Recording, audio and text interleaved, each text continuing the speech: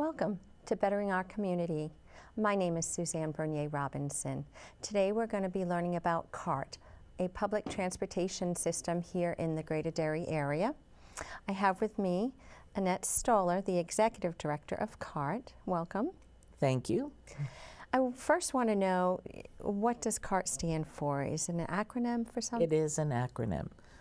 It is Cooperative Alliance for Regional Transportation. And sounds fancy, but we're not fancy. No. You have a beautiful van, because I have seen it around town. Yeah, we have 4 vans, actually. 4 of them.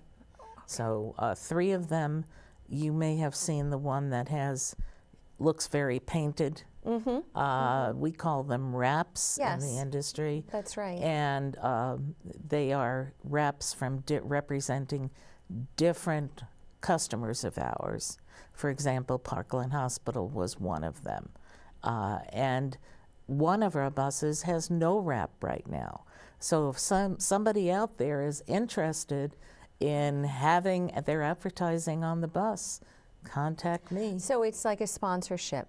It is a sponsorship. Okay, so Parkland sponsors one of the vehicles. One of them, okay. Yes. Oh, that's a great opportunity for an organization in town to support public transportation, because we really don't have anything other than, well, I guess we do have a taxi service. And I will get to that. It is associated with us. Oh, it is. Okay. Well, let's start with, how long has CART been in existence? It started basically in 2006, but little tiny creeping movements. It took some time. It was actually 2003, I believe, when I was sitting on a committee representing the Rockingham Planning Commission, which is a global commission of a lot of towns, 27 to be exact. And we gave birth. It was a nascent idea at that point, and we gave birth to it at a meeting. And we had several get-togethers to establish how we wanted to do it. And then we proceeded to go to the state of New Hampshire, and the state of New Hampshire created enabling legislation, which created CART. It actually created CART with 6 towns. We now have 5, and we're exploring, seeing what would it take to add towns. But of course, the process will be complicated. Right, right. Well, so what is the mission of CART? The mission of CART is, well, actually, to provide a better quality of life for people is the global mission. Okay. But the more specific mission is to provide affordable transportation for those people primarily who can't afford it. However, it is open to everyone, not children under 15. Okay, so there is some age restrictions. Somewhat age restrictions. Right, so a 15-year-old or 12-year-old, I guess, can't travel on the shuttle by themselves. Until I took this position, I didn't understand the rationale. I do now, because I do get requests from school districts wanting to transport a child to an outsourced activity. Okay. And in that case, because there's a division of sponsorship and funding, the school districts have to be the primary sponsor and funding element for that. But we primarily are focused on senior citizens, people on Medicaid, people in public housing, and people who are disabled. And the disabled population, if they are disabled in such a way that they need a wheelchair, all of our buses are equipped. Oh, that's wonderful. So do you find that families are using the bus service? Not primarily. No. I did have a situation last month, but that's not the norm, because in Derry particularly, we focus on people who require it because of their age, because of their disability, and because they need it for employment, generally part-time employment, because they might be people on Medicaid who cannot work full-time because of the limitations, but do require additional monies. Right. And we have several people in this area who are using CART for that. Mm-hmm. And so it's not like a bus that you would see in a city, as far as you would get on and there's certain set fees that need to be paid. Is it by donation? We do accept donations. I say that loudly. We do accept donations, but there are fees. And for people who have a need, such as a Medicaid patient or somebody else, the fees are generally cut in half.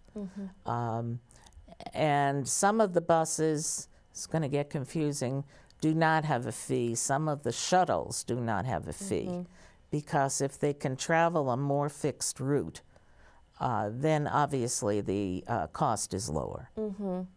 So as opposed to someone that may need a special ride to a particular business or medical complex, that would be a specific route that maybe they would have to go off of to be able to.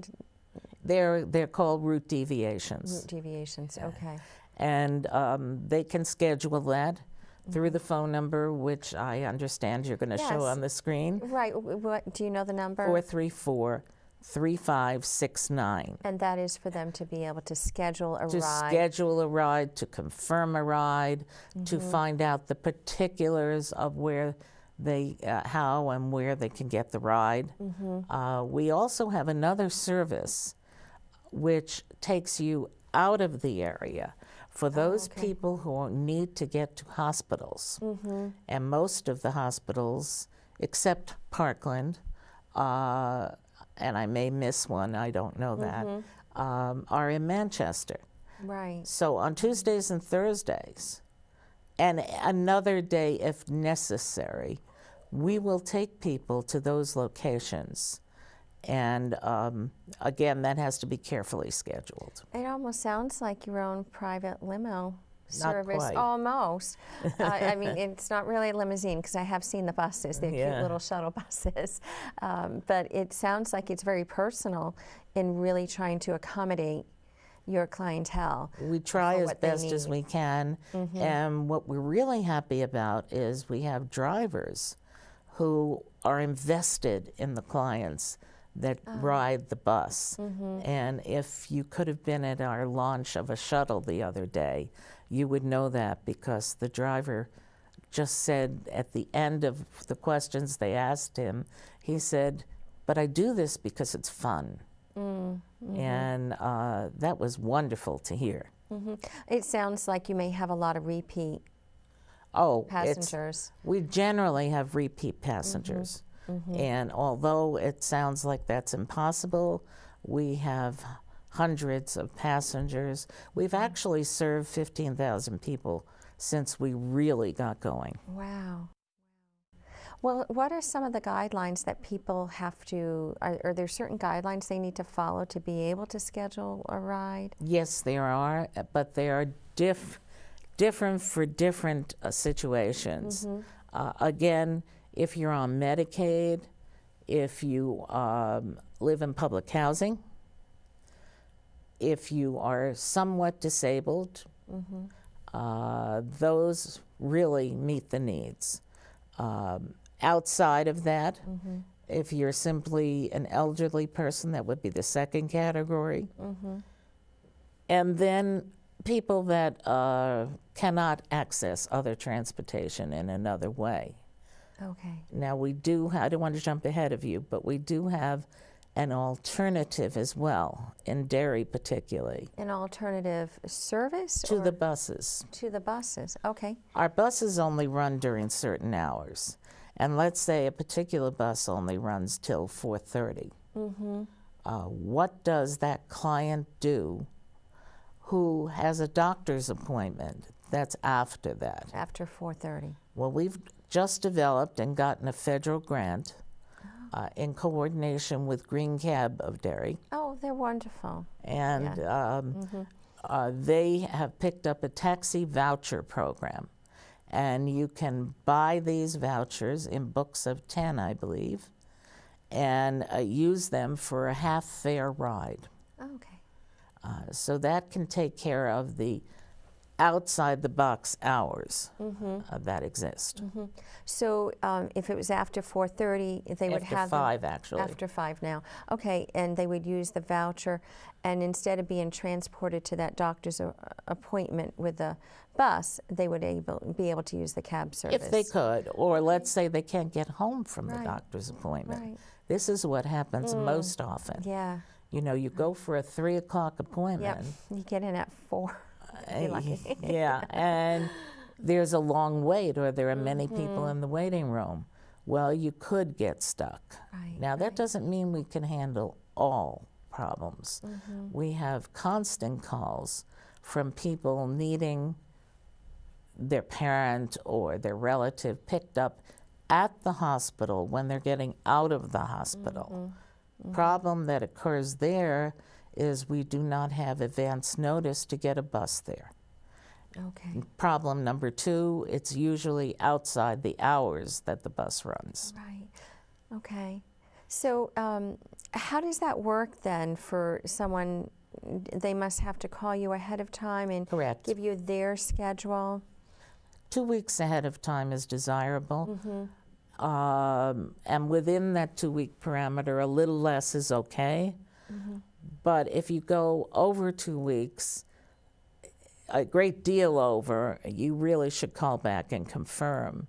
Now, we've had some recent situations where people perhaps go to bingo at a center, and they're going every week, and they've made an assumption that the bus is going to pick them up the following week. There are no assumptions in this business. And I think that's a compliment to your service, and that it must be so personal that they feel like you would remember that they need to be picked up at bingo every week. And so. I believe the drivers do. Right, but if it's not on the schedule. But we do have a software schedule, and we have people who are trying to keep track of this. There are times when our buses are very full, and there are times when we don't have that many people. There isn't really a control mechanism to shift people around to different routes. How many people does the bus seat? If it had no other items inside the bus, like a wheelchair, Yeah, or a walker, right. then you could go up to 12, but usually 10 is desirable. If you have a wheelchair patient on the bus, usually we cannot exceed 8. Okay. So tell me the service areas. We function in 5 towns. We function in Derry, and Derry it runs a contest with Salem to be our largest user.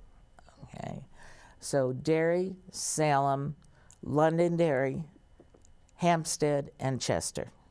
And so just to be clear, is there a bus in each of those towns, or there's 5 buses and they travel within these towns? We actually only have 4 buses right now. 4 buses, okay. So they can travel across town lines. They can, okay.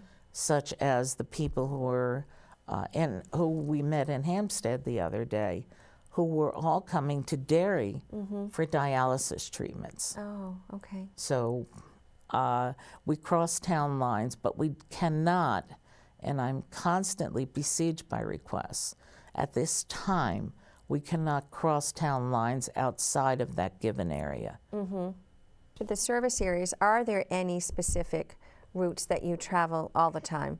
There are, There are. And I can make them available to people who call in, and they are on our website. We're redoing our website now, but we've gotten all the new routes on there Okay. at this time, and they're not specified routes as you would have with a bus line, because we allow a route deviation if possible. Okay.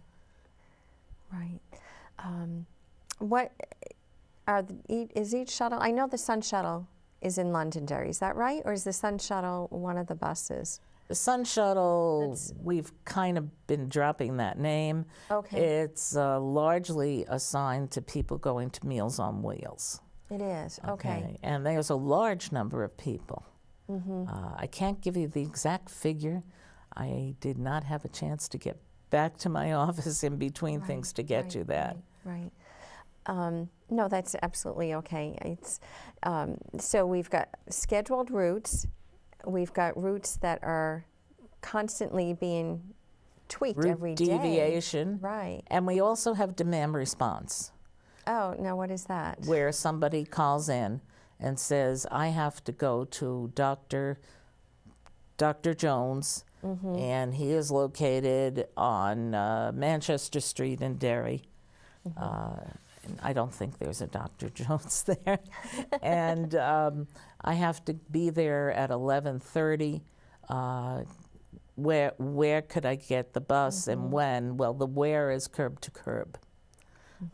It is, and Curb to curb, meaning from their house to the doctor. Oh, that's great. So that's it is a like good, your own private yeah, but it doesn't. You service. can't always get that. Right, And the difficulty we've had coming off of a difficult winter now, the difficulty we have with that is people are hoping, and some people are desperately in need of some help from the curb to their door.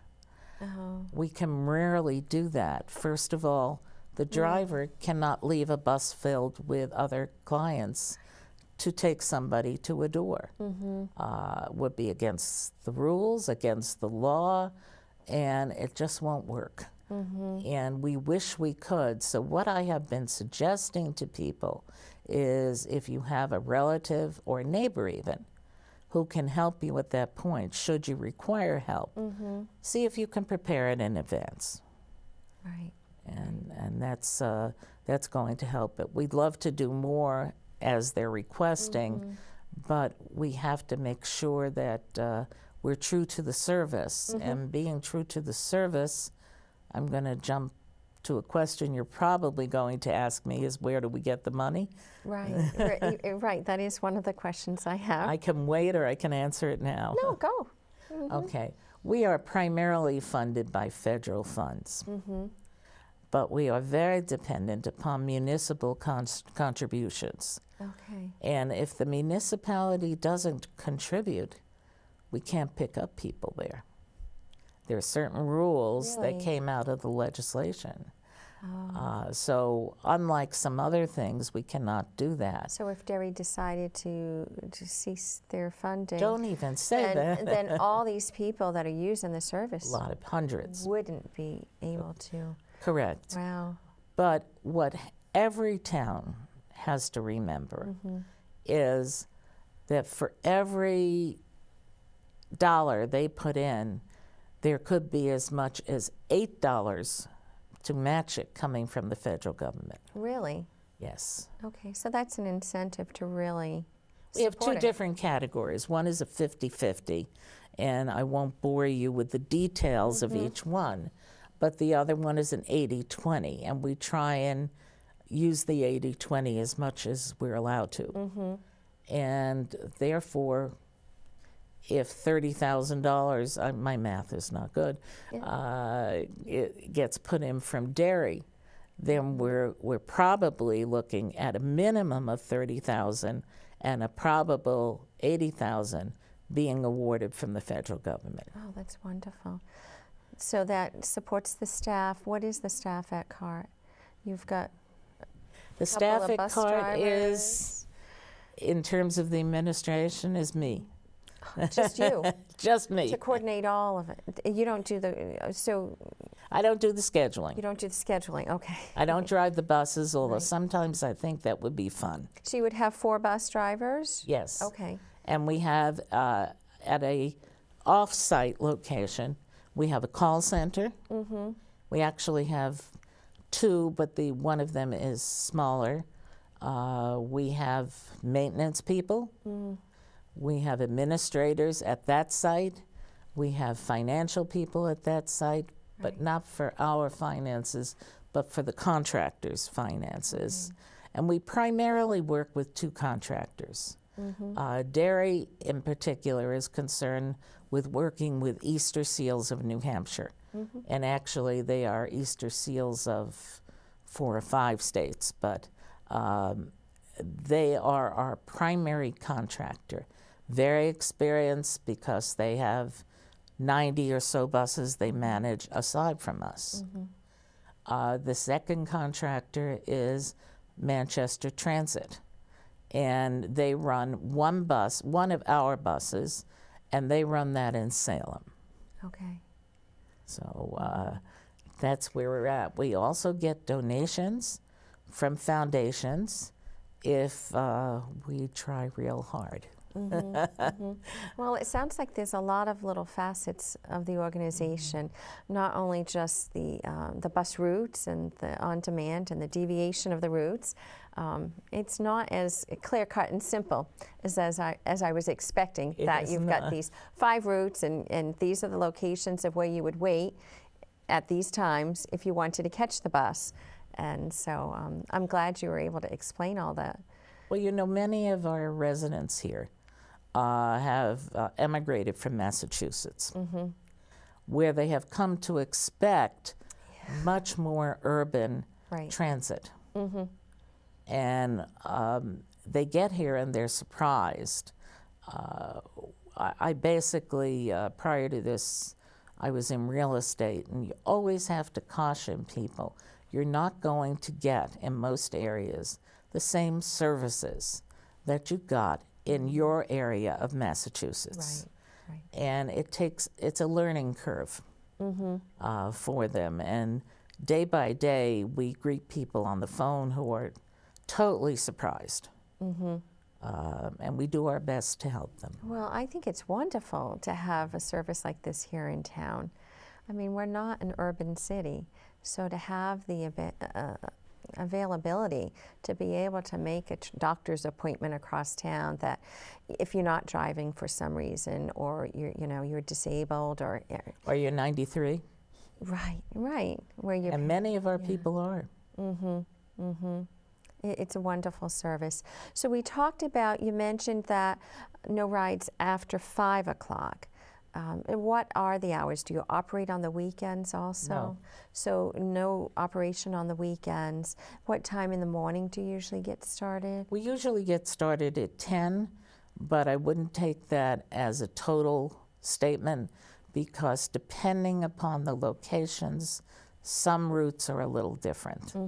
The routes that might go to a senior center generally start at 10. And it sounds like your routes are going to be very flexible. So if someone accesses your website, that that they may change. So it's probably important that they visit it often to see if there's been any sites that have been added where people, because I think I've been at Market Basket and I've seen a shuttle bus there.